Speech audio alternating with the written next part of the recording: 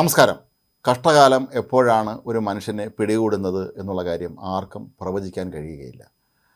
ഏതെങ്കിലും ഒരു കാര്യത്തിൽ പകരക്കാരനായി പോയിട്ടുള്ള വ്യക്തികൾ പോലും ദുരന്തങ്ങൾക്കിരയാകുന്നത് നമ്മുടെ നാട്ടിലെ പല തവണയായി ആവർത്തിക്കപ്പെട്ടിട്ടുള്ള ഒരു കാര്യമാണ്. ഇത്തരത്തിലൊന്ന് തന്നെയാണ് കഴിഞ്ഞ ദിവസം NCP നേതാവും മഹാരാഷ്ട്ര ഉപമുഖ്യമന്ത്രിയുമായ അജിത് പവാറിൻ്റെ വിമാനാപകടത്തിലും സംഭവിച്ചത്. അദ്ദേഹം സഞ്ചരിച്ചിരുന്ന അപകടത്തിൽപ്പെട്ട വിമാനത്തിൻ്റെ പൈലറ്റായിരുന്നത് സുമിത് കപൂർ എന്ന വ്യക്തിയായിരുന്നു. എന്നാൽ ഇപ്പോൾ അറിയുന്നൊരു ഞെട്ടിക്കുന്ന വാർത്ത, ശരിക്കും സുമിത് കപൂർ ആയിരുന്നില്ല വിമാനത്തിൻ്റെ പൈലറ്റ് എന്നാണ്. മറ്റൊരു വ്യക്തിയായിരുന്നു വിമാനം പറത്തേണ്ടിയിരുന്നത്. പക്ഷേ അദ്ദേഹം മുംബൈയിലെ ട്രാഫിക് ബ്ലോക്കിൽ പെട്ടുപോവുകയായിരുന്നു. അങ്ങനെ അദ്ദേഹത്തിന് സമയത്തിന് ഈ വിമാനത്താവളത്തിലെത്താൻ കഴിയാതെ വന്ന ഒരു സന്ദർഭത്തിലാണ് പകരക്കാരനായി സുമിത് കപൂറിനെ കമ്പനി ചുമതലപ്പെടുത്തുന്നത്. സുമിത് കപൂർ വളരെ സീനിയറായ ഒരു പൈലറ്റാണ്.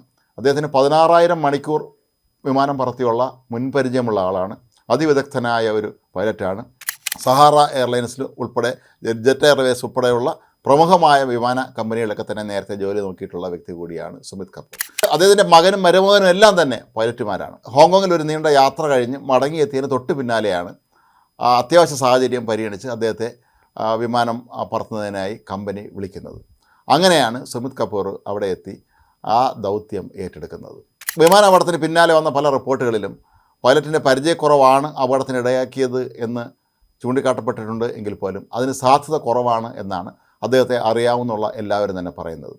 സുമിത് കപൂർ വളരെ പ്രഗത്ഭനായ ഒരു പൈലറ്റായിരുന്നു എന്നാണ് അദ്ദേഹത്തിൻ്റെ സഹപ്രവർത്തകരും സുഹൃത്തുക്കളുമൊക്കെ തന്നെ പറയുന്നത്. അതുകൊണ്ട് തന്നെ അദ്ദേഹത്തിൻ്റെ ഭാഗത്തു നിന്നുള്ള പിഴവ് കൊണ്ടായിരിക്കില്ല വിമാനം തകർന്നത് എന്ന് തന്നെയാണ് അവർ ഉറച്ച് വിശ്വസിക്കുന്നത്. നേരത്തെ പല വൻകിട കമ്പനികളിലും വലിയ വിമാനങ്ങൾ പറത്തി മുൻപരിചയമുള്ള ഇത്രയും 16,000 മണിക്കൂർ പൈലറ്റായിരുന്നു പരിചയമുള്ള ഒരു വ്യക്തിയെ സംബന്ധിച്ചിടത്തോളം ഇതൊരു ചെറിയ വിമാനമാണ്. ഈ സ്വകാര്യ ജെറ്റ് വിമാനം നിയന്ത്രിക്കുക എന്ന് പറയുന്നത് ഒരു ബുദ്ധിമുട്ടുള്ള കാര്യമൊന്നുമില്ല. ഒരു വിമാനം ലാൻഡ് ചെയ്യുന്ന സന്ദർഭത്തിലാണ് അതിലേറ്റവും അധികം പൈലറ്റ് മാനസിക സംഘർഷം അനുഭവിക്കുമെന്ന് പറഞ്ഞു കേട്ടിട്ടുണ്ട്. പക്ഷേ സുമിത് കപൂറിനെ പോലെ വളരെ പരിചയസമ്പന്നനായ ഒരാളെ സംബന്ധിച്ചിടത്തോളം അതൊന്നും ഒരു പ്രയാസമുള്ള കാര്യമല്ല. പിന്നെ എന്തുകൊണ്ടാണ് ഈ വിമാനാപകടം ഉണ്ടായത് എന്ന് വേണം അന്വേഷിക്കാൻ.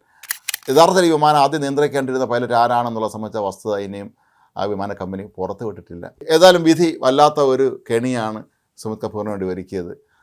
തൻ്റെ കുടുംബത്തോടൊപ്പം അല്ലെങ്കിൽ സുഹൃത്തുക്കളോടൊപ്പം തന്നെ ഏറ്റവും അധികം സമയം ചെലവഴിക്കാൻ ഇഷ്ടപ്പെട്ടിരുന്ന വ്യക്തിയായിരുന്നു അദ്ദേഹം എന്നാണ് അടുത്ത സുഹൃത്തുക്കൾ തന്നെ പറയുന്നത്.